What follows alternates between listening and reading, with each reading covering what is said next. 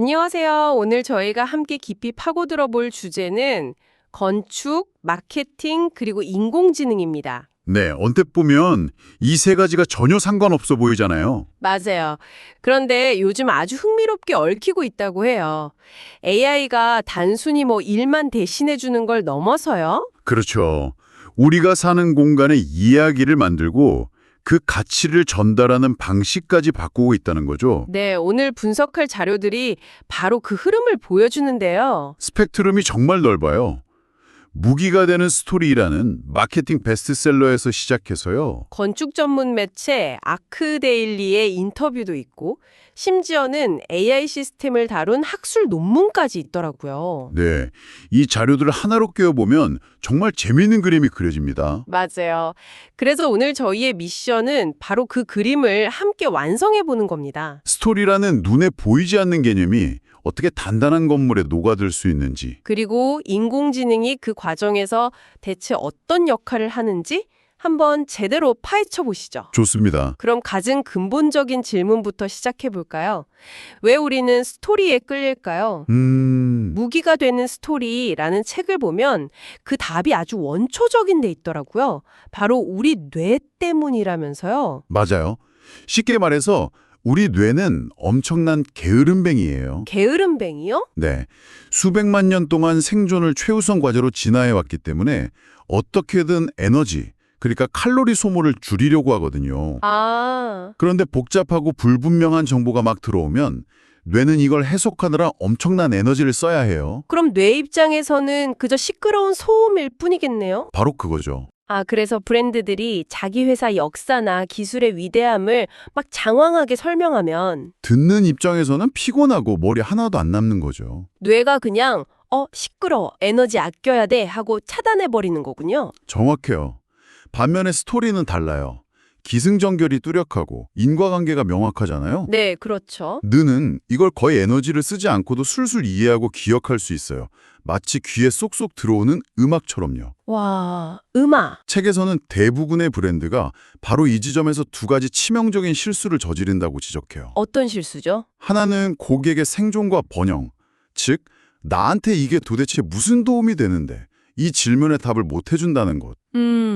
다른 하나는 메시지가 너무 복잡하다는 거고요. 듣고 보니 매슬로우의 욕구 단계설이 바로 떠오르네요. 오, 그렇죠. 가장 아래에 있는 생리적 욕구나 안전의 욕구 같은 아주 기본적인 것들 말이에요. 바로 그거예요. 결국 브랜드의 메시지가 이런 원초적인 욕구랑 연결되지 않으면 뇌가 아예 관심을 꺼버린다는 거죠. 우리 회사는 50년 전통의 이론 이야기는 사실 고객에게 생존과 아무런 관련이 없는 거네요. 없죠. 하지만 이 차를 타면 당신의 가족이 더 안전해집니다. 혹은 이 커피를 마시면 더 활기찬 하루를 보낼 수 있습니다. 아, 이런 메시지는 다르죠. 나의 생존과 번영에 직접적인 영향을 주니까요. 그래서 이 책이 해결책으로 제시하는 게 바로 스토리 브랜드 7단계 공식 SB7이군요. 네, 아주 간단하면서도 강력한 틀이죠. 저도 보면서 무릎을 탁 쳤는데 한번 같이 짚어볼까요? 네, 모든 이야기는 첫째 무언가를 원하는 캐릭터, 즉 고객에서 시작해요. 네. 그런데 둘째, 그 캐릭터가 난관에 부딪힙니다. 난관이요? 네, 이 난관에는 단순히 돈이 없는 것 같은 외적 문제뿐만 아니라 그로 인해 느끼는 좌절감이나 불안감 같은 내적 문제가 있어요. 아, 그 내적 문제가 핵심인 것 같아요. 맞아요. 사람들은 드릴을 사는 게 아니라 벽에 구멍을 뚫고 싶은 거라는 말처럼요. 그렇죠. 사실은 구멍 자체가 아니라 아내에게 칭찬받고 싶은 그 마음, 즉 내적 문제를 해결하고 싶은 거잖아요. 맞습니다. 그리고 바로 그때 셋째, 가이드가 등장합니다. 바로 브랜드죠. 브랜드가 가이드다. 네. 그리고 이 가이드는 넷째, 명확한 계획을 제시하고 다섯째, 행동을 촉구해요.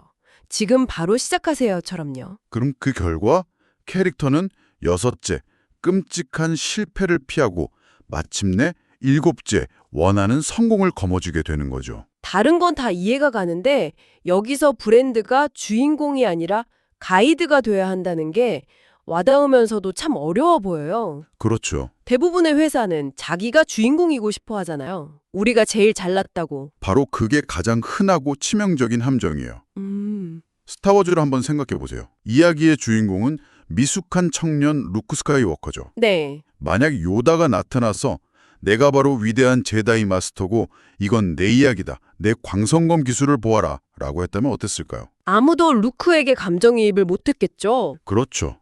브랜드는 주인공인 고객을 돕고 지혜를 주는 요다가 되어야 해요. 와, 요다라는 비유가 정말 기가 막히네요. 혹시 스스로 주인공이 되려다 실패한 사례도 있을까요? 그럼요. 대표적인 게 래퍼 제이지가 만든 음악 스트리밍 서비스 타이달이에요. 아, 타기다에. 아티스트의 권익을 보호한다. 아주 훌륭한 명분을 내세웠거든요. 네, 좋은데요. 근데 문제는 그 스토리의 주인공을 전부 비욘세나 마도나 같은 슈퍼스타 아티스트로 만들어버린 거예요. 아, 정작 돈을 내고 음악을 듣는 고객들은 그 거대한 이야기 속에서 자신이 어떤 역할을 해야 할지, 이 서비스가 나의 어떤 문제를 해결해 주는지 전혀 알 수가 없었어요. 그냥 그들만의 리그처럼 보였겠네요. 맞아요. 결국 시장에서 외면받았습니다. 그렇군요. 주인공 자리를 고객에게 확실히 내어주지 않으면 아무리 좋은 명분도 소용이 없다는 거네요. 네. 자, 그럼 이 요다가 되어야 한다는 강력한 공식을 차가운 콘크리트와 유리로 된 건축 분야에서는 대체 어떻게 적용할 수 있을까요? 바로 그 지점에서 AI가 등장하면서부터 정말 흥미로운 일들이 벌어지고 있어요. 오, 건축 전문 매체 아크데일리에 실린 마이클 마지오라는 건축가의 인터뷰가 딱 그 이야기를 하고 있거든요. 뭐라고 하던가요? 그는 AI 덕분에 건축가들이 더 나은 스토리텔러가 될 수 있다고 주장해요. 건물이 스토리텔러가 된다니 아직은 좀 추상적으로 들리는데요. 마지오는 건축가가 장편 영화 감독처럼 되어야 한다고 비유해요. 영화 감독이요? 예를 들어 어떤 학교 건물을 짓는다고 해보죠. 예전 같으면 교실 몇 개, 복도폭 몇 미터 같은 기능적인 요구사항부터 생각했겠지만 이제는 달라요. 어떻게 다른가요? 챗 GPT 같은 AI한테 이렇게 말하는 거죠. 서로 다른 배경을 가진 아이들이 만나 협력하고 실패를 두려워하지 않으며 함께 성장하는 커뮤니티에 대한 시나리오를 써줘. 와, 시작부터 완전 다르네요. 그럼 그 시나리오가 나오면요? 그 다음엔 미드저니 같은 이미지 생성 AI한테 그 시나리오의 주요 장면들을 스토리보드로 만들어 달라고 하는 거예요. 스토리보드요? 네. 아이들이 햇살이 쏟아지는 중앙 계단에 둘러앉아 자유롭게 토론하는 장면. 실수해도 괜찮다는 느낌을 주는 부드러운 소재로 마감된 작은 동아리빵. 와, 그런 이미지들을 순식간에 수백 장씩 얻을 수 있겠네요. 맞아요. 단어와 텍스트가 유형의 물리적 환경으로 전환되는 과정이 극적으로 짧아지고 풍부해지는 거예요. 아, 그러니까 AI가 단순히 멋진 그림 몇 장 뽑아주는 수준을 넘어서는 거네요. 그렇죠. 건축가가 건물의 서사와 감성에 더 깊이 집중할 수 있도록 돕는 파트너가 된다는 의미죠. 기술적인 구현에 쏟을 에너지를 아껴서 이 공간을 사용하는 주인공이 어떤 감정을 느끼고 어떤 성공을 거두게 할 것인가? 바로 그 본질적인 질문에 더 집중하게 만드는 거네요. 더 구체적인 시스템도 있나요? 네, 도시재생 프로젝트를 위해 개발된 LLM4 디자인이라는 AI 시스템에 관한 논문을 보면 이게 더 명확해져요. LLM4 디자인? 이 시스템은 AI 혼자 일하는 게 아니라 여러 역할을 맡은 AI 에이전트들이 팀을 이뤄서 협업해요. AI들이 팀을 이룬다고요? 마치 어벤져스처럼요? 하하, 비슷해요. 예를 들면 한쪽에는 말도 안 되는 아이디어라도 마구 던지는 아주 창의적인 크리에이티브 에이전트가 있어요. 네. 다른 한쪽에는 그 지역의 역사, 법규, 예산 같은 현실적인 데이터를 샅샅이 뒤져서 그 아이디어는 이러이러한 문제 때문에 실현 불가능합니다. 라고 팩트체크를 해주는 리트리버 에이전트가 있는 거죠. 와, 그럼 그 둘이 막 싸우겠네요. 네, 실제로 토론하고 논쟁하면서 디자인 제안을 발전시켜 나가요. 흥미로운데요? 그리고 최종 결과물은 그냥 밋밋한 설계도가 아니에요. 여러 장의 이미지와 함께 이 공간은 잊혀진 지역의 역사를 현대적으로 재해석하여 주민들에게 새로운 자부심을 심어주는 이야기에서 출발했습니다. 와, 와 같은 창의적인 스토리와 구체적인 디자인 설명이 결합된 아주 설득력 있는 제안서 형태로 나오죠. 이건 정말 협업 파트너라는 말이 딱 맞네요. 네.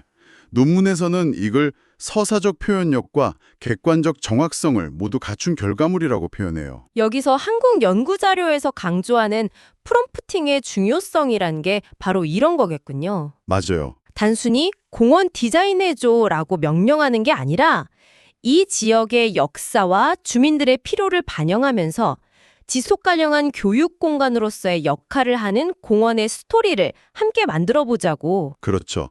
AI에게 창의적인 대화를 거는 능력, 그게 미래 건축가의 핵심 역량이 될 수도 있겠어요. 프롬프트가 더 이상 단순한 명령어가 아니라 AI의 창의성을 끌어내기 위한 대본이자 연출계력이 되는 거네요. 네, 바로 그겁니다. 이야기의 힘으로 건물을 설계하는 것까지는 알겠어요. 그런데 여기서 한 발 더 나아가서 사람의 감성 자체를 설계하려는 시도도 있더라고요. 아, 페이스 시스템 말씀이시죠? 네, Player Appraisal Controlling Emotions. 논문을 보고 좀 놀랐어요. 네, 그건 정말 야심찬 시도죠. 이 시스템의 목표는 단순히 스토리를 전달하는 걸 넘어서 사용자가 디자이너가 의도한 특정한 감정의 궤적을 그대로 따라가도록 만드는 거예요.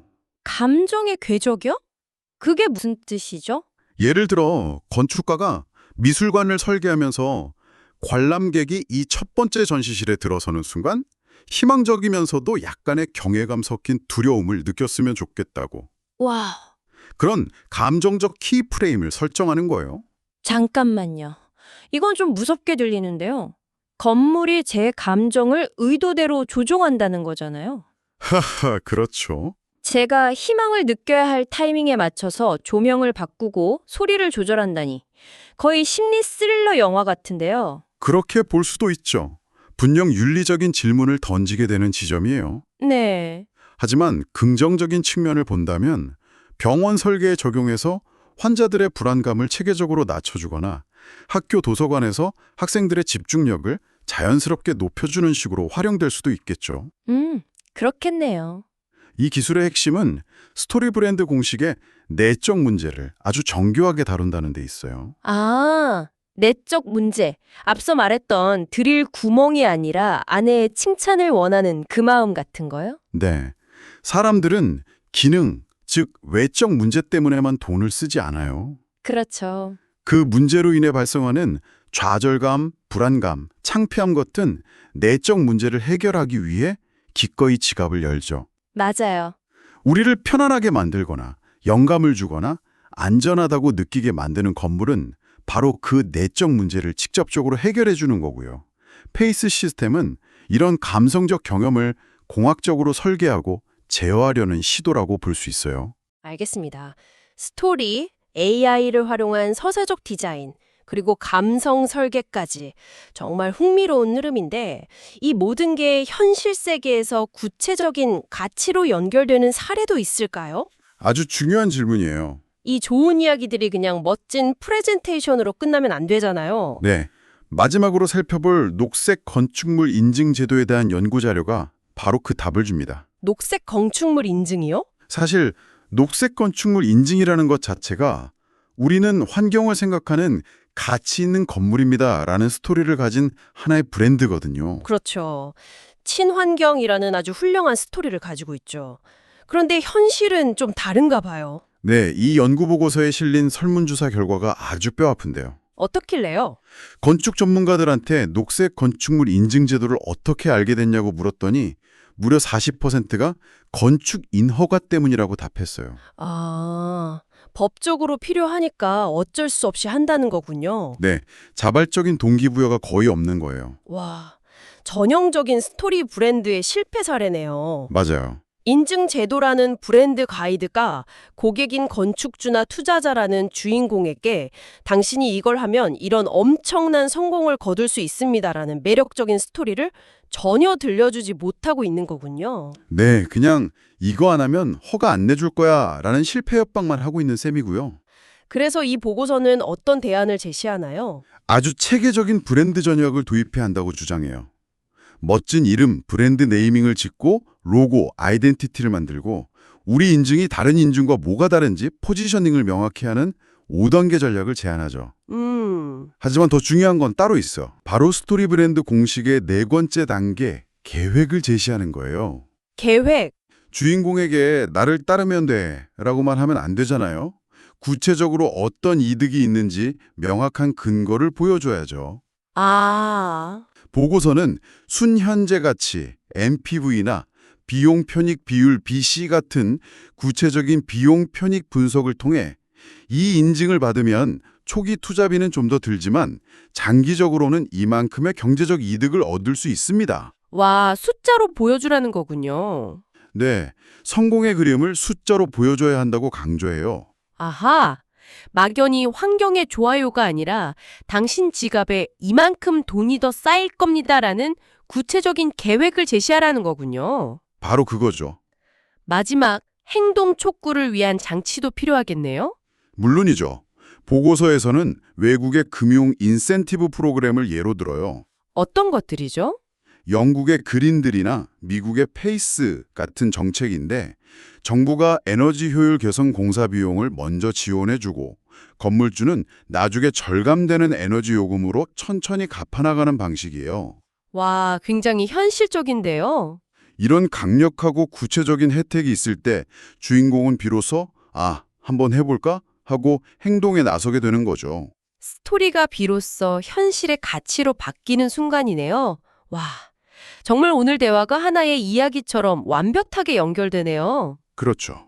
베스트셀러 마케팅 책의 스토리 공식에서 시작해서 AI의 도움으로 건축가가 공간의 서사를 만드는 영화 감독이 되는 현상을 봤고요. 그리고 그 모든 것들이 결국 녹색 건축물 인증처럼 복잡하고 딱딱해 보이는 제도의 가치를 높이고 사람들의 실질적인 행동을 이끌어내는데 어떻게 적용될 수 있는지까지 확인한 셈이죠. 오늘 논의를 통해 확실해진 건 AI는 더 이상 효율성을 높이는 단순한 도구가 아니라는 점인 것 같아요. 네. 인간의 창의성과 소통 방식을 근본적으로 확장시키는 파트너가 되어가고 있네요. 맞아요. 서사라 감성처럼 눈에 보이지 않던 가치들을 AI라는 도구를 통해 우리가 사는 물리적 세계에 훨씬 더 정교하게 심을 수 있게 된 거죠. 복잡한 아이디어를 더 가치 있고 더 설득력 있게 만드는 아주 강력한 무기를 얻게 된 셈입니다. 네. 오늘 살펴본 자료들은 AI가 인간적인 공감대를 만드는 공간을 설계하고 심지어 사용자의 감정의 궤적까지 이끌 수 있다는 가능성을 보여줬어요.